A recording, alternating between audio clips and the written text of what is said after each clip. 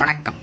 ஈழத்துல லட்சக்கணக்கான என் இன சொந்தங்கள் கொன்றழிக்கப்பட்ட வலியையும் வேதனையையும் தமிழரின் இன்னொரு தாய்நிலமான தமிழ்நாட்டில் பல போராட்டங்கள் நடந்து கொண்டிருக்கு. அந்த வலிகளையும் வேதனைகளையும் நிறுவனத்துக்கு அதே நேரத்தில் கனடாவில் வாழக்கூடிய ஈழச் சொந்தங்கள் அங்கு பல்வேறு போராட்டங்களை கடந்து தமிழரின் வழியையும் வேதனையையும் நினைவுபடுத்தும் விதமாக அங்கு ஒரு நினைவு சின்னம் வச்சிருக்காங்க.